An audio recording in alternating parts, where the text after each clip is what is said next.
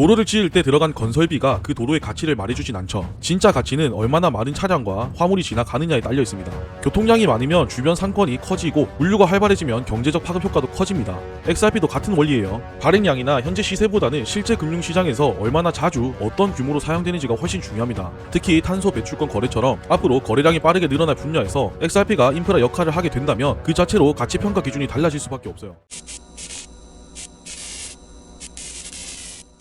오늘 비트가 큰 폭으로 하락하면서 시장 전체에 공포감을 주고 있습니다. 제가 소통방과 네이버 카페에는 오늘 하루 오름숏으로 대응하시는 게 좋을 거라는 점 미리 말씀을 드렸죠. 지금 리플은 개별적인 움직임보다는 비트코인의 흐름을 따라가고 있습니다. 즉 개별적인 악재는 없다는 말이에요. 아마 비트가 하락하는 흐름을 어느 정도 끝내거나 횡보하거나 반등하는 흐름을 보일 때 리플도 다시 살아나지 않을까 싶은데, 이런 부분은 제가 확인하는 대로 분석 내용 정리해서 소통방과 네이버 카페에 올려드리도록 하겠습니다. 아직 입장 못하신 분들은 아래 댓글에 있는 링크 참고하셔서 들어오시면 되고요. 자, 이번 영상에서 알아볼 내용은 조금 뜬금없는 주제이긴 하지만 탄소 배출권에 대한 이야기입니다. 지금 탄소 배출권 시장이 엄청나게 커지고 있다는 거 다들 아시나요? 단순히 환경 이슈가 아니라 이제는 각국 정부가 규제를 통해 기업들에게 의무적으로 참여를 요구하고 있죠. 이 시장이 10년도 안 돼서 16조 달러 규모로 성장할 거란 전망도 나왔습니다. 그런데 흥미로운 건 이 과정에서 XRP가 중요한 역할을 맡을 수도 있다는 이야기가 나오고 있어요.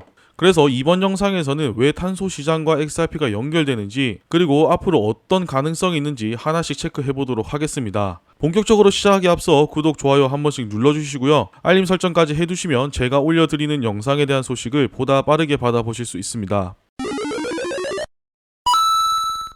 탄소 배출권 시장이 왜 이렇게 빨리 커지는 걸까요? 가장 큰 이유는 정부 규제입니다. 유럽연합은 이미 배출권 거래제를 강하게 밀어붙이고 있고 미국이나 아시아 주요국도 비슷한 방향으로 가고 있습니다. 기업 입장에서는 제도적으로 배출권을 확보하지 않으면 사업을 이어가기 힘든 상황이 된 거죠. 지금 탄소 배출권 시장은 현재 약 9,300억 달러 정도 됩니다. 시장 조사기관 프리시던스 리서치에 따르면 2034년에는 이 시장이 16조 달러까지 커질 수 있다고 전망했어요. 불과 10년이 채 안 되는 기간 동안 약 17배 성장할 거라는 겁니다. 연평균 성장률로 따지면 38% 정도 되는데, 이 정도 속도는 금융, 에너지, 기술 산업을 통틀어 봐도 흔치 않은 수치예요.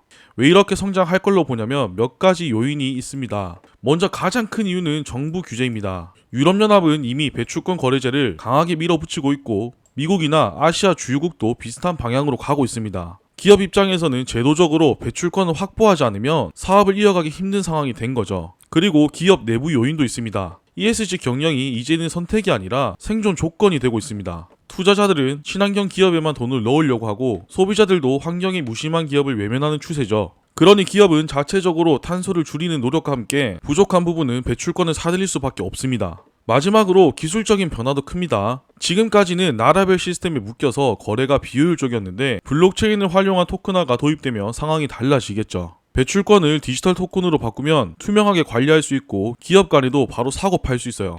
그러면 거래 속도도 빨라지고 비용도 훨씬 줄어들겠죠. 이러한 기술적 변화는 시장의 거래량을 지금보다 훨씬 빠르게 늘려줄 수 있는 핵심 동력이 아닐까 생각합니다. 앞으로 탄소 배출권은 기업과 정부 모두에게 필수 자산이 될 겁니다. 그리고 이 필수 자산이 국제적으로 사고 팔려야 한다는 점에서 글로벌 유동성을 연결하는 새로운 인프라 수요가 생겨날 수밖에 없어요. 앞으로 탄소 배출권 시장이 이렇게 커지면 당연히 필요한 게 있습니다. 바로 이 배출권을 사고 파는 과정에서 돈을 빠르고 효율적으로 옮길 수 있는 인프라겠죠. 기존 은행 시스템으로는 한계가 있습니다. 국가마다 절차가 다르고 수수료도 높고 처리 속도도 느리기 때문에 대규모 거래를 실시간으로 처리하기 어렵습니다. 탄소 배출권처럼 국제적으로 거래되는 자산에는 이런 시스템이 잘 맞지 않아요. 그래서 지금 XRP가 주목을 받고 있는 겁니다. XRP는 다들 잘 알다시피 거래 속도가 빠르고 수수료가 거의 없죠. 큰 금액을 여러 번 오가야 하는 시장에서는 이 두 가지가 굉장히 큰 장점이 됩니다. 게다가 XRP 레저는 이미 탄소 중립을 유지하고 있어서 환경을 고려한 네트워크라는 점도 강조할 수 있어요. 탄소 배출권 자체가 환경 규제에서 나온 자산이다 보니 이걸 다루는 네트워크도 환경 친화적인 성격을 갖는 게 유리합니다. 그런 점에서 XRP는 기술적 조건과 시장 요구를 동시에 충족할 수 있는 자산으로 평가받는 거고요. 보통 암호화폐의 가치는 시가총액이나 가격 같은 지표로만 얘기되는 경우가 많습니다. 그런데 탄소 시장처럼 실제 거래 규모가 폭발적으로 커지는 구조에서는 이런 기준만으로는 XRP의 역할을 제대로 설명하기 어렵습니다. 더 중요한 건 이 네트워크를 통해 실제로 얼마나 많은 자금이 오고 가느냐예요. 하루에도 수십억 달러 규모의 거래가 이 네트워크를 거쳐간다면 그만큼 XRP의 쓰임새와 필요성은 훨씬 커지게 되겠죠. 거래량이 많아지고 규모가 커질수록 네트워크의 안정성과 효율성이 더 주목받고 자연스럽게 XRP는 단순한 투자 자산이 아니라 결제 인프라로 자리를 잡게 되는 겁니다. 이 부분을 이해하기 쉽게 도로를 예로 들어서 설명해 볼게요. 도로를 지을 때 들어간 건설비가 그 도로의 가치를 말해주진 않죠. 진짜 가치는 얼마나 많은 차량과 화물이 지나가느냐에 딸려 있습니다. 교통량이 많으면 주변 상권이 커지고 물류가 활발해지면 경제적 파급 효과도 커집니다. XRP도 같은 원리예요. 발행량이나 현재 시세보다는 실제 금융시장에서 얼마나 자주 어떤 규모로 사용되는지가 훨씬 중요합니다. 특히 탄소 배출권 거래처럼 앞으로 거래량이 빠르게 늘어날 분야에서 XRP가 인프라 역할을 하게 된다면 그 자체로 가치평가 기준이 달라질 수밖에 없어요. 결국 핵심은 네트워크에서 실제로 움직이는 자금의 크기라는 말입니다. 탄소 시장 규모가 앞으로 16조 달러까지 커진다고 했죠. 만약 이 거래 중 일부만 XRP를 통해 처리된다고 해도 지금과는 비교할 수 없을 만큼 큰 자금이 네트워크를 오가게 됩니다. 이때 중요한 건 가격 구조인데 XRP 가격이 지금처럼 낮게 유지된다면 큰 거래를 감당하기 어렵습니다. 왜냐하면 가격이 낮으면 거래 단위가 너무 잘게 쪼개지고 그만큼 변동성도 크게 느껴지기 때문이에요. 그래서 반대로 가격이 올라가야 네트워크가 안정적으로 쓰일 수 있고 결제 자산으로도 신뢰를 얻을 수 있습니다. 해외 분석가들은 수백 달러에서 1000달러까지도 이야기를 하지만 사실 중요한 건 숫자 자체가 아닙니다. 핵심은 네트워크가 안정적으로 기능하려면 가격이 일정 수준 이상은 올라가야 한다는 구조적인 필요성이에요. 즉 탄소 배출권에 사용되기 위해서는 어쩔 수 없이 가격이 올라가야 한다는 거죠. 지금까지 얘기한 시나리오가 현실이 되려면 넘어야 할 산도 많습니다. 우선 경쟁이 있습니다. 이더리움이나 솔라나 같은 다른 블록체인들도 탄소 배출권을 토큰화하는 데 쓰일 수 있고 전통 금융기관들도 자체 시스템을 만들 수 있습니다. 그렇기 때문에 XRP만 독점적으로 시장을 차지하기 쉽지 않다는 얘기죠. 그리고 규제 문제도 큽니다. 어떤 나라는 블록체인 기반 거래를 빨리 받아들이지만 또 다른 나라는 기존 제도를 고수하면서 도입을 늦출 수 있습니다.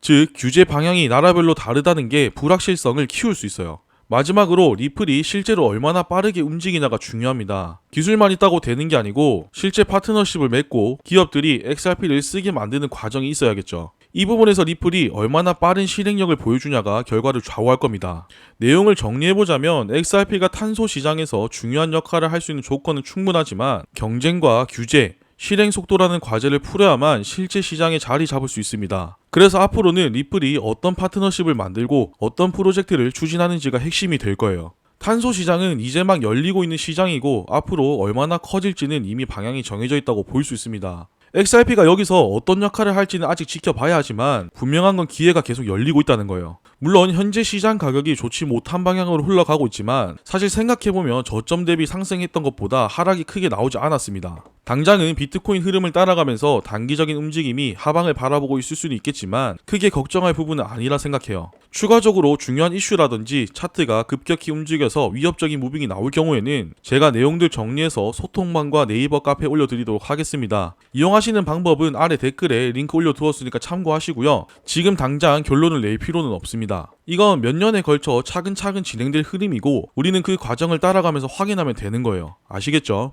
자, 오늘 준비한 내용은 여기까지고요. 유익하셨다면 구독, 좋아요, 그리고 알림 설정 꼭 잊지 말고 한 번씩 눌러주시고 저는 또 알찬 내용 준비해서 돌아오도록 하겠습니다. 감사합니다.